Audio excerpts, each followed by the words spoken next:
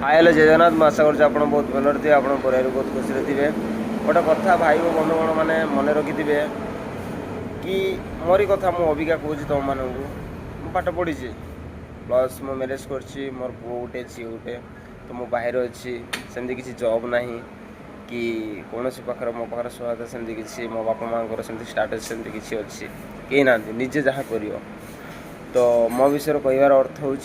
मु चेन्नई काम कर गोटे चाहा मास्टर 4टा दुकान खोल पुणी जीव 10टा रेस्ट पुणी 4टार आसो पुणी 10टार क्लोज मोर कहबार मान हूँ